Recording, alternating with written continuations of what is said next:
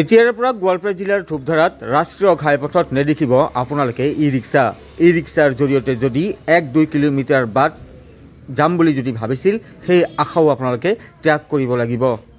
তো এই বিশেষ গুৰুত্বপূৰ্ণ খবৰটিৰ সৈতে মই সাংবাদিক পংকজে আপোনালোক সকলোকে স্বাগতম জনালোঁ মোৰ ইউটিউব চেনেল তথা ফেচবুক পেজ পংকজ লিমকালৈ। তো ইতিমধ্যে আপোনালোকক জনালোঁ এতিয়াৰ পৰা গোৱালপাৰা জিলাৰ ধূপধাৰাত ৰাষ্ট্ৰীয় ঘাইপথত নেদেখিব ই ৰিক্সাৰ চলাচল। ইয়াৰ লগতে যদি আপোনালোকে আপোনালোকৰ সন্তানক শিক্ষানুষ্ঠানত ই ৰিক্সাৰ জৰিয়তে প্ৰেৰণ কৰি আছিল বা প্ৰেৰণ কৰাৰ কথা চিন্তা কৰিছিল সেই চিন্তা এতিয়া বাদ দিব লাগিব। 1-2 কিলোমিটাৰ ব্যাসাৰ্ধত যদি আপোনালোকৰ আত্মীয় কুটুম্বৰ বাসগৃহত ই ৰিক্সাৰ জৰিয়তেও যদি যাম বুলি আশা কৰি আছিল সেই আশাও আপোনালোকে ত্যাগ কৰিব লাগিব।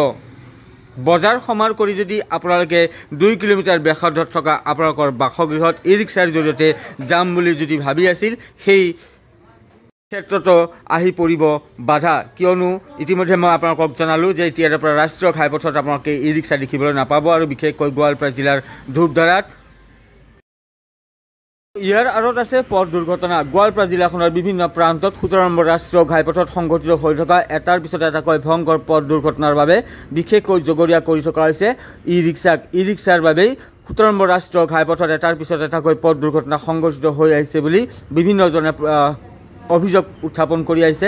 আৰু ইয়াৰ পৰিপ্ৰেক্ষিততে পৰিবহণ বিভাগে আচলতে 17 নম্বৰ ৰাষ্ট্ৰীয় ঘাইপথত গোৱালপাৰা জিলাখনত ই ৰিক্সাৰ চলাচল সম্পূৰ্ণৰূপে বন্ধ কৰি দিছে। তেওঁলোকে ভিতৰুৱা অঞ্চলত ই ৰিক্সাসমূহ চলাচল কৰিব পাৰিব, কিন্তু 17 নম্বৰ ৰাষ্ট্ৰীয় ঘাইপথত চলাচল কৰিব নোৱাৰিব বুলি এক নিৰ্দেশনা জাৰি কৰিছে, যাৰ বাবেই গোৱালপাৰা জিলাখনৰ বিভিন্ন প্ৰান্তৰ লগতে ধূপধাৰা ই ৰিক্সা চালক সন্থাই ই ৰিক্সাৰ যি চলাচল সেই চলাচল 3 দিনৰ বাবে সম্পূৰ্ণৰূপে বন্ধ ৰাখিছে।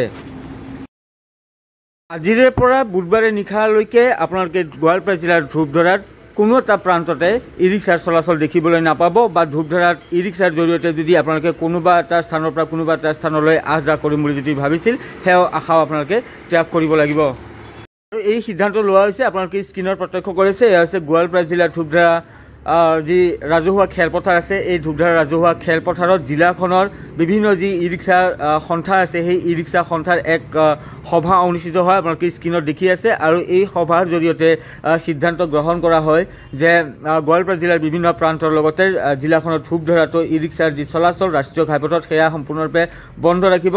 কেৱল ৰাষ্ট্ৰীয় ঘাইপথতে নহয়, কোনো এটা প্ৰান্ততে আচলতে ই ৰিক্সাৰ চলাচল তেওঁলোকে নকৰে বুলি সিদ্ধান্ত গ্ৰহণ কৰিছে। আৰু এই সভাৰ জৰিয়তে তেওঁলোকৰ বিভিন্ন সমস্যাসমূহৰ সম্পৰ্কে আলোচনা কৰাৰ লগে লগে একাংশ ই ৰিক্সাৰ যি চালক সেই ই ৰিক্সাৰ চালকে আচলতে যে নিয়ম নীতি পালন নকৰি যধে মধে বা যি ধৰণে চলাব লাগে সেই ধৰণে ই ৰিক্সাসমূহ চলাচল নকৰাৰ পৰিপ্ৰেক্ষিততে বিভিন্ন সময়ত অঘটন সংঘটিত হৈ আহিছে, সেই কথাটোও তেওঁলোকে আচলতে আলোচনা কৰে।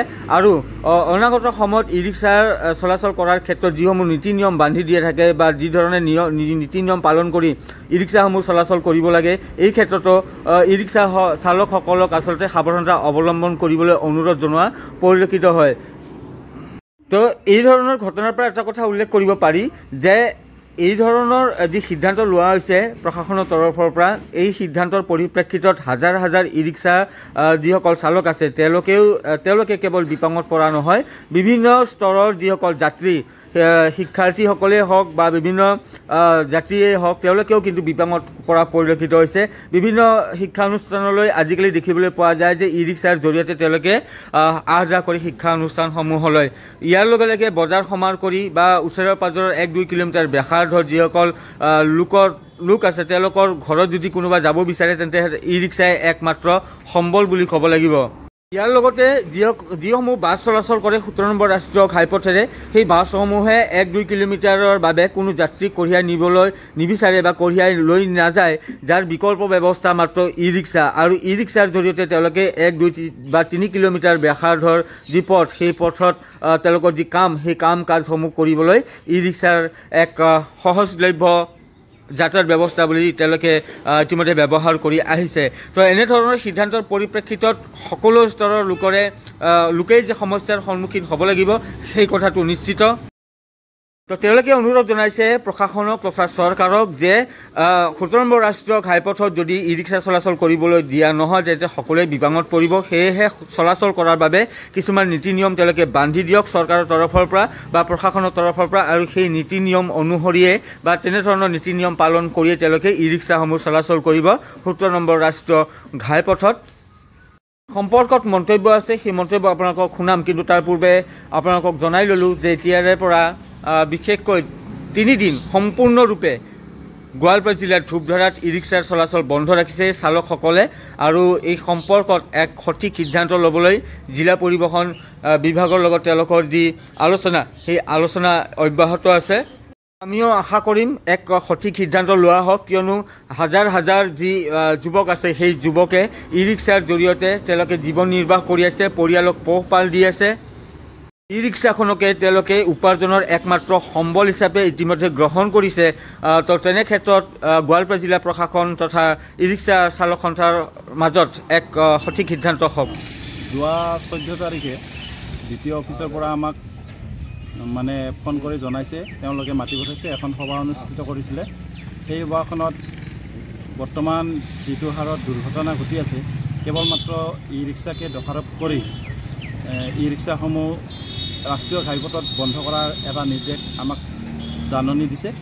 সেই জাননী মৰ্মে আমি আলোচনা কৰিছোঁ, কৰাৰ পিছত আমাক এসপ্তাহৰ বাবে কিছু শিথিলতা দিছে। তাৰ পৰৱৰ্তী পৰ্যায়ত আমি ৰাষ্ট্ৰীয় ঘাইপথত উঠিলে আমাক পৰিবহণ বিভাগে জৰিমনা বিহাৰ এটা ব্যৱস্থা কৰিব বুলি আমাক জনাইছে। কিন্তু আমাৰ ইয়াতে হাজাৰ হাজাৰ যুৱকে যি ই ৰিক্সা চলাই জীৱন নিৰ্বাহ কৰাৰ লগতে পৰিয়ালৰ লোকসকলক পোহপাল দি আছে, সেইসকলৰ কথা নিশ্চয় চিন্তা তেওঁলোকে কৰা নাই। আমাৰ যিহেতু গোৱালপাৰা জিলাখন খুবেই সৰু এখন জিলা, ইয়াত কোনো কল কাৰখানা নাই, গতিকে নিবনুৱা সমস্যাটো চৰকাৰে চাকৰি দিও কৰিব পৰা নাই। বহুত শিক্ষিত যুৱকে আমাৰ ই ৰিক্সা ইয়াত চলাই আছে, BA পাছ কৰিও ই ৰিক্সা এখন লৈ লাজমান কাটি কৰি মানে ই ৰিক্সা চলাই পৰিয়ালটো পোহপাল দি আছে। তেনে ক্ষেত্ৰত যদি আমাক তেনেকুৱা কৰে, স্কুল কলেজ ইত্যাদিবোৰত যাব লাগিলে আমি ৰাষ্ট্ৰীয় ঘাইপথ অতিক্ৰম কৰি যাব লাগে, আৰু বহুতেই ৰাষ্ট্ৰীয় ঘাইপথৰ পৰাহে মানে ই ৰিক্সাখন লৈ আহিব লগা হয়। গতিকে তেনেকুৱা এটা ব্যৱস্থা কৰিলে আমাৰ নিশ্চয় অসুবিধাৰ সৃষ্টি হ'ব, আৰু আমাৰ হাজাৰ হাজাৰ দুখীয়া লোক মানে আমি খাব নাপাই মৰিব লগা অৱস্থা হ'ব। গতিকে আমি আশা ৰাখিছোঁ আৰু ইয়াৰ জৰিয়তে আমি জনাব বিচাৰিছোঁ যাতে আমাক কিছু শিথিলতা অৱলম্বন কৰি যিখিনি আমাৰ চহৰ বা চকৰ নিচিনা আছে সেইখিনিত আমি কিছু মানে নিয়ম বজাই ৰাখি যাতে আমাক চলাচল কৰিব দিয়ে, সেই সুযোগটো আমাক দিব লাগে বুলি আমি দাবী জনাইছোঁ। মানে প্ৰয়োজন হ'লে ৰাষ্ট্ৰীয় ঘাইপথত চলাচল কৰাৰ কাৰণে নতুন নিয়ম বনাওক নেকি?